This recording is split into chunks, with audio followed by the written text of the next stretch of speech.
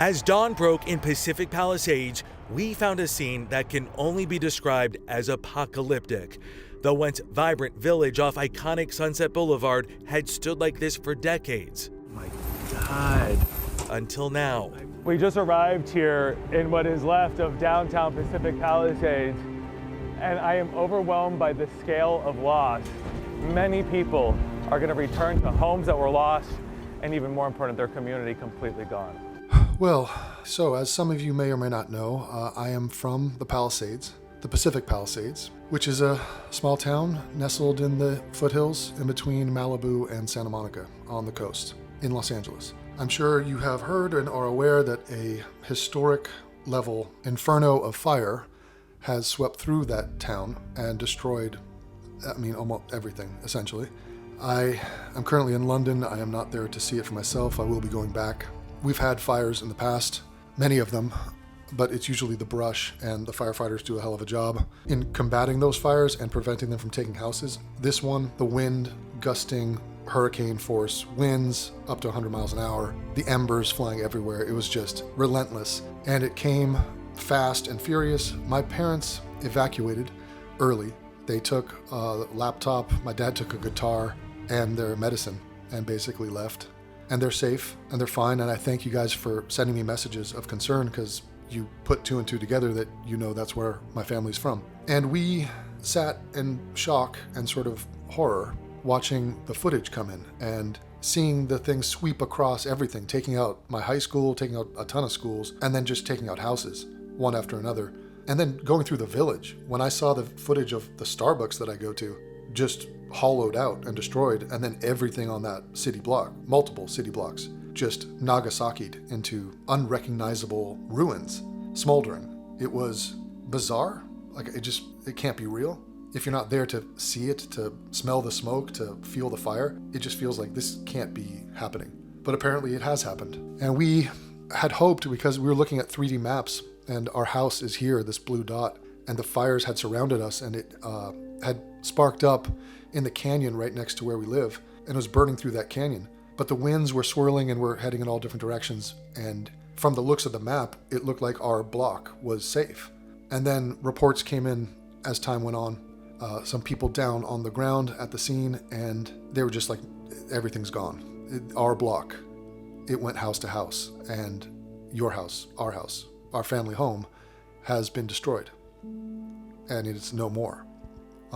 Obviously, it's way more than a house. It was our home, our rock, our stability, our security, our legacy, our everything. It was our entire lives were spent in that house and connected to it. It had so many pictures and artifacts and art and musical instruments and tools. And my dad bought it in 1976 for $125,000, I believe, which was a lot back then. The community got more upscale as time went on, but back then it was just a single story house, quite humble and quaint. My dad built a second story when he got remarried and brought some new kids into the scene. He did that with his own hands. Bon voyage. Thanks, Dad.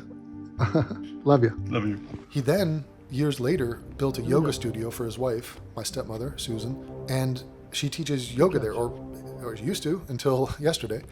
And my dad would help her. He gets all the tech stuff set up, then he plays music for the yoga people as we rest, as the class winds down. And they would hold gatherings there. They call them salons. This was a years-long project to build this yoga studio in the backyard, like the permits and the regulations, and it was just insane. He just had the place fumigated. He just repaired a leaky roof that had been there for years, cost him a ton of money.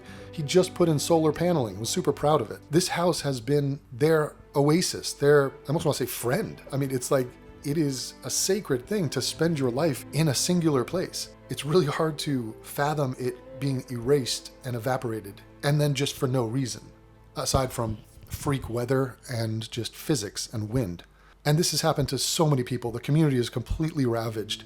It's a nightmare, basically, like a total nightmare. And I have no idea what they're going to do, what they're going to decide to do. I know that I feel powerless and totally helpless to prevent this, to stop this. And now in the aftermath, I am just primarily worried about their well-being and safety and how they're going to go from here, because all of their stuff is gone.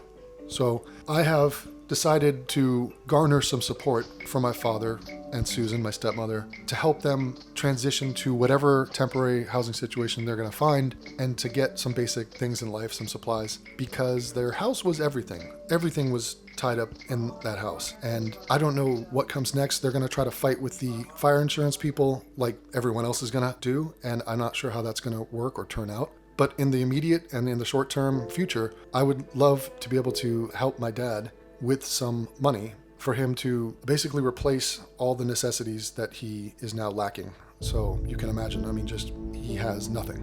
He's doing his best to put a happy face on this or be positive and be strong. He has a song of his that one of the lyrics is, "Bad things can happen to good people." And this onslaught of fire and wreckage and destruction from this inferno is definitely a bad thing, and nobody out there deserved it. And it's wreaked havoc with everyone's lives. And it's destroyed things that are irreplaceable. Well beyond the practical and financial disaster, it's the preciousness and the sacredness of these material possessions that he has curated over a lifetime and arranged in this space to be just as he wanted it. And he was unbelievably happy and thriving in not just his house, but this block, this community. Always grateful, always commenting on how lucky he was. And if you guys can help me put a little money together, I would like to try to help my dad and stepmother out. And I figured this might be a way to support them, show them some love. So my goal is to raise $5,000 to help them so they can get new stuff just to get by, and their medicine and whatever housing situation, food, etc., just to take a little pressure off. That would be incredible. I'm going to be flying back there to do whatever I can to help them out. I would appreciate any help you guys can muster. I was never planning on having to go through this. I don't think anyone in the Palisades ever could see something like this happening. And undoubtedly, the people there are going to rebuild. It's going to take time, a lot of time, and a lot of effort, a lot of money. But what choice do you have? I mean, shit happens in life, and it's like, okay, I guess we'll go with that, and we'll keep going. So appreciate your help, guys. There's a link in the description for this GoFundMe I started, because my dad is the sweetest guy in the world. This couldn't have happened to a nicer human being, and I just want to, could use some little help. So I appreciate it. Thanks, guys. And that is the end of that story.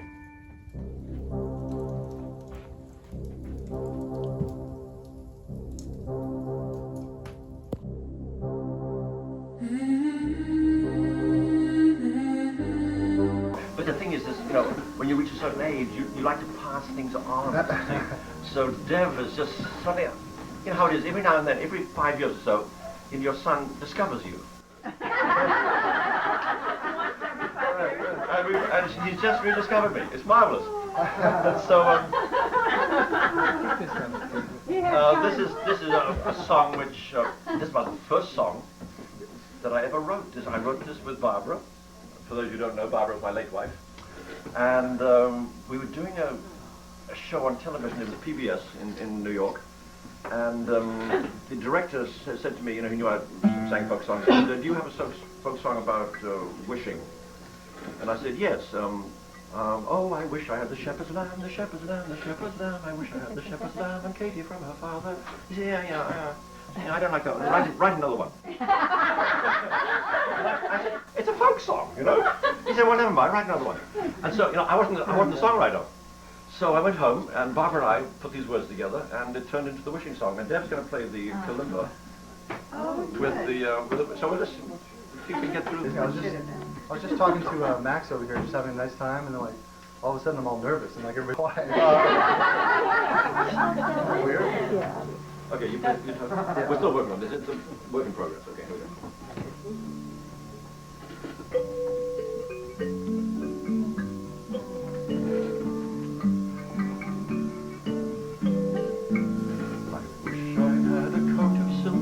Color of the sky.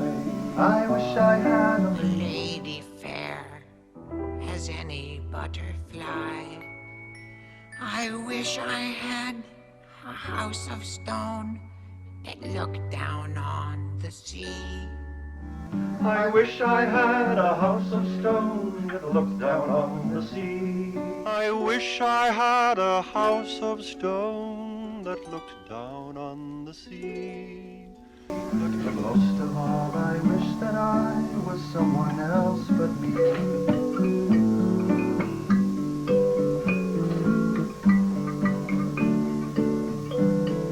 Now I don't have a coat of silk, but still I have the sky.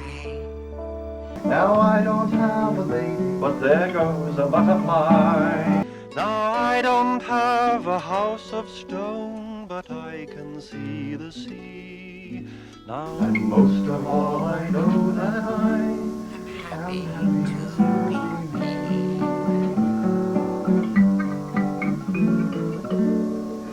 I'm happy to be me.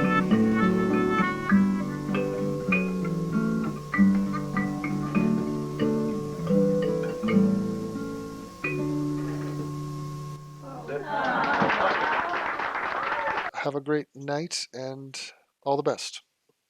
And to you too. Love you, Dad. Take care. Bye. Okay, bye.